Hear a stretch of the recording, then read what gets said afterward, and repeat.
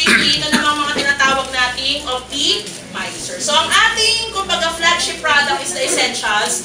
If you have friends who would like to start with USANA, let them start with Essentials. Alright? Although may mga tao nagsasabi na, Andib, ano lang ako, proflavanol lang. But they cannot stand alone. Again, from the nutritional foundation, okay? Ito yung Essentials. Ito yung proflavanol. Okay? Ito yung mga optimizers. Kailangan mo ng foundation. Alright? So, itong mga optimizers, they just assist, alright, Essentials. Alright? Now, let me clarify with proflavanol C. Kaya pa kung ba? Yes! Kakayanin. Okay. So, with the optimizers, we have first the proflavanol C, which contains bioflavonoids with vitamin C. Okay? Ano po ang gagawa ng bioflavonoids? It is a very, very potent antioxidant. Ang ginagawa ng bioflavonoid, it increases blood flow. Pag-improve ang blood flow, maraming oxygen. Pag maraming oxygen, maraming energy ang dugo. Another thing, kung ma-improve ang blood flow mo, na-improve din yung immune system ng katawan mo. And therefore, with bioflavonoids, alright, there is a clinical study na kaya niyang pababain yung bad cholesterol, which we call the LDL, or yung low density lipoprotein. Para hindi niyo makalimutan, ito lang kasimple ang HDL at LDL. Pag sinabi mong LDL, low density, sa sobrang bigat niya, bumaba na siya. Tapos nagbuo-buo na siya, yun na yung bumabarang taba sa ugat. Pag high density naman, yung good cholesterol, magaan lang siya. So, kaya niya umikot-ikot, alright, sa katawan ng tao, at pag nag-exercise ka, kaya niyang ilabas. So, kaya siyang gamitin as energy. Ang bioflavonoids, ini-improve niya yung blood flow. Para yung mga cholesterol mo, kaya mo siyang gamitin at kaya mo siyang i-burn sa katawan.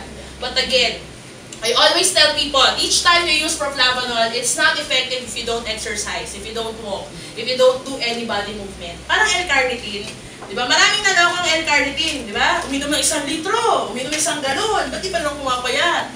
Kasi nga L-carnitine, by basic biochemistry, hindi yan naandar sa katawan hanggang walang body heat. So sabi, hindi magpapapawis ako, doon ako sa sauna. Di ba? Kailangan body exercise. So same thing din with proflavanoid. It's a part of management. Alright? So, wag ho kayong mag-alala, lalo na po sa mga may anak, kasi parating na po ang Biomega Junior. Parating na po ang exam class. Okay? So, let me take this opportunity po para din linawin, alright, na as much as possible, we discourage na ibigay ang Proflav ng maraming amounts ha sa mga bata.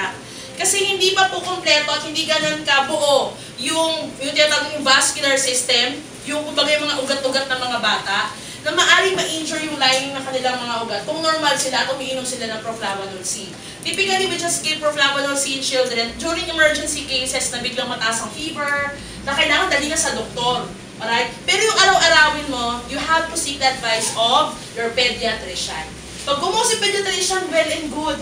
Alright? Bakit? Kasi may mga bata na iba-iba yung lahi. May mga duguin ng ilong, may mga hindi duguin ng ilong. So typically, pagka mabilis dumugo ang ilong ng bata, at lalo na kung 7 to 8, pwede. Once a day. Alright? Para kasi typically ang problema naman sa pagdudugo ng ilong is yung ugat ay manipis. Pero kung may lahi ng anemia, leukemia, ibang kaso naman yun. But the thing here is that we always acknowledge the advice of doctors. Ang goal natin, di ba, quality of life? Yung benta, so follow na lang yun eh. Yung baga, blessing na lang ni Lord yun eh. Pero yung maka-improve ka ng buhay ng tao, yun ang goal ng ProAct. Yes. So, kaya, pinadala kami dito kasi we believe in your vision. Right? We really believe in your vision. And then next, we have coenzyme Q10, which contains, or yung Coquinol 30, which contains coenzyme Q10. Ngayon ho, maraming mga kaartihan, ginawa na ho yung ubiquinone ng mga ibang doktor. So baka sabihin nyo, ubiquinone, ano may ganun ba tayo? Oo, coenzyme Q10 lang yun. Okay? So itong ubiquinone, alright, these are actually the internal energy that we need within the cell. Alright? So maraming taong mistake nila, pagka matamlay sila, alright, kakain ng marami. Ay, baka gutom ka lang. Pero typically within our cells, okay, yung cells natin, may particular part dyan, yung mitochondria, yun yung powerhouse. Okay? Ang kailangan niyan na fuel is coenzyme Q10. We actually have that, but as we age, the requirements becomes higher, but the production stays the same. So, ibig sabihin, if you have problem na lagi kang matamlay unexplainable, you can actually take this as an additional supplement para po ma-increase yung coenzyme Q10 levels mo in the body. It works in the cells, reproductive cells, kidney, heart, alright, muscles. Pero gusto ko lang po once and for all maklarify yung tungkol sa fertility. Alright, so, kasi Ma'am Jen, gusto ko mabuntis. So, number 1, maghanap ka asawa. Hindi mo pwedeng walang asawa, di ba? So, kailangan may asawa ka. Number 2, in terms na ginagawa ng Coquinon is that nakakatulong siya sa fertility in a way na ini-strengthen niya yung sperm cell.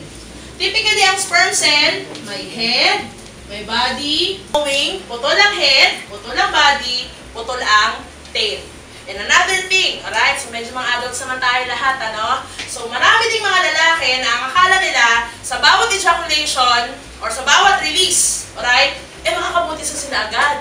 But what they don't know, 20% lang ng seminal fluid ang sperm. And another thing, alright, marami ding hindi alam na one thing that makes a sperm cell able to reach and fertilize an egg is coenzyme Q10. So kung yung lalaki, kulang ang coenzyme Q10, kahit gaano ka kalakas, kahit gaano ka flag ceremony pa yan, walang silbi. So, marami tayo nagsasabi, Lord, ba't di mo naman kami binibigyan ng baby, sumpa ba to? The Lord will not give you something you are not prepared of. Okay? Baka hindi po tayo nagpapacheck, tayo, yun, nakilalaki, no, babae po ako ha. Pag hindi kayo nagpapacheck up, hindi nyo nalalaman na may mga problema tayo, certain of that. Remember, hindi ganun kabilis mabuntis. Sa bawat intercourse, papasok muna yung sperm sa labia. Alam po yung labia, yung bukana. Kaya pag sinabihan kayo ng kaibigan yung labia, parang sinasabihan ko, labia yung yun eh. Papasok sa, kaya, I love you. Labia friend. Kung ako ginanyan, kuya, labia, parang bastos naman. Okay, so, papasok yung sperm sa labia, dadaan sa uterus. Ang uterus, acidic pa yan eh. Di ba? Parang kayo nalalaman acidic, ano? Pero pH meter lang yun. Alright? Acidic yun, alright? At kung mahina ang sperm cell, uterus pa lang tumba na siya. Alis na siya. Naihi na siya. Alright? Although iba yung labasan ng ihi, umaga nailabas na siya. So, ang nangyayari, if you have a strong sperm cell, it is able to reach the uterus, go to the fallopian tube, go to the ovary, meet the egg. Kaya lahat tayo, pinaghirapan tayo from billions of sperm cell. May isang nagtyaga na nilamoy talaga yung acidic na uterus sa kanan yun. And what a better way? Prepare your body. How do you prepare your body? Right amount of coenzyme.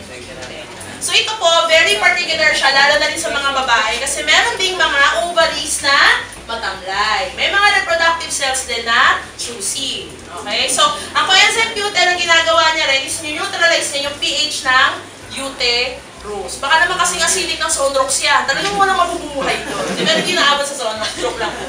Sobra naman panlaban.